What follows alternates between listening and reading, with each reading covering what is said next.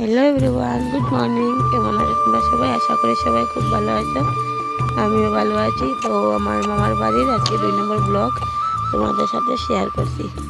তো তো এই যে সকাল সকাল আমরা বেরিয়ে পড়েছি। সকাল বলতে এত সকাল নয়, 8টা 8:30 বাজে। তো আমি, দিদা, আমার মামা তো বোন, ভাই আর আমার হাজব্যান্ড, আমরা আমার মায়ের জমিটা দেখতে যাচ্ছি। মারা ওখানে জমি কিনেছে, ওই জায়গাটা দেখতে আমরা যাচ্ছি। তো চলো তোমরাও আমাদের সাথে।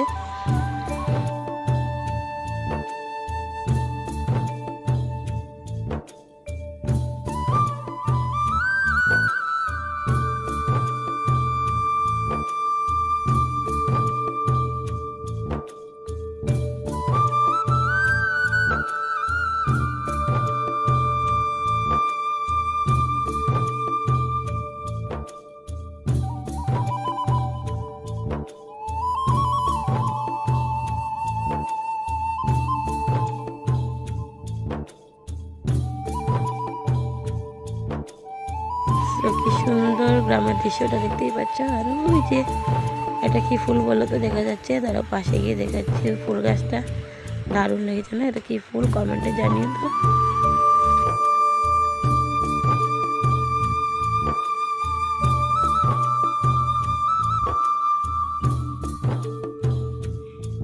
এই যে কি সুন্দর ফুলটা না, নিশ্চয়ই কমেন্টে ওর নামটা আমাকে জানিও। তো চলো, এই যে চলে এসেছি এই জায়গাটাতে। এই জায়গাটা ওটা অনেক বড় আছে জায়গাটা। এখানে শুধু একটু দেখা যাচ্ছে। এই যে এদিকে পিলার গাড়া আছে, সেটা তোমাদের সাথে পুরোটা শেয়ার করতে পারলাম না, সরি। একটু টিলা টাইপের মাটি কাটা হবে এখনো ওরা ওখানে ঘর বানাবে না।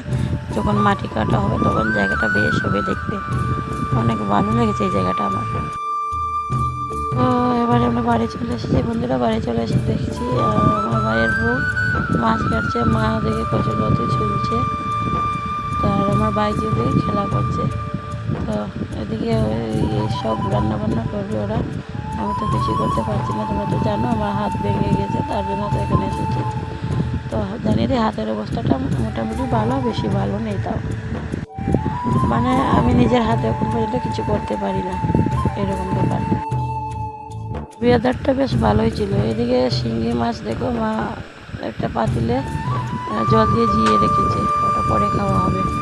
আর এখানে বৃষ্টি হয়েছিল, বৃষ্টির জন্য গাছপালাগুলো পুরো সবুজ, দেখতে অনেকটা ভালো লাগছে। তো তোমাদের সাথে শেয়ার করছি। আর এদিকে মামির ঘরে গেলাম। মামি কী করছে দেখো, ওদিকে মামি পুজো দিয়ে বেরিয়ে পড়ছে। বাস ঠাকুরকে একটু প্রণাম করে নিলাম আমি, আর ঠাকুর ঘরটাও দেখিয়ে দিলাম। তো চলো এবারে আমি একটু পরে স্নান করতে যাব। আর সকালের খাওয়াটাও হয়ে গেছে, পাস্তা খেয়েছি সকালবেলা।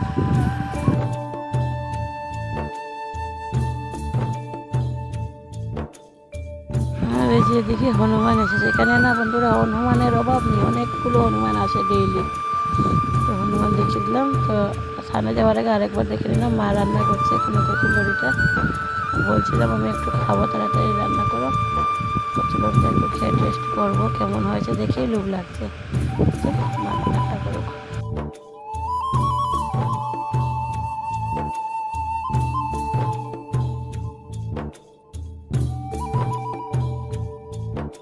তো ওইদিকে আমার বাচ্চাটা উঠে গেল, আর বোধহয় স্নানে যাওয়া হবে না আমার এখন।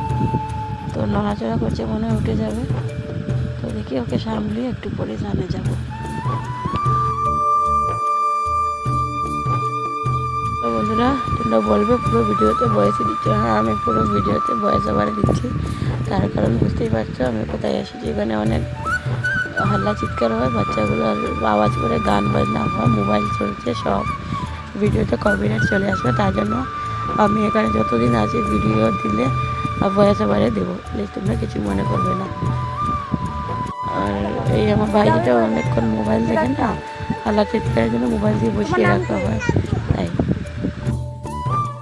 এদিকে নেটওয়ার্কের অনেক সমস্যা, জানি না এই ভিডিওটা আমি কবে তোমাদের সাথে শেয়ার করতে পারবো। নেটওয়ার্ক আসে রাস্তায় গেলে, তো সেখানে সচরাচর যাওয়া হয় না।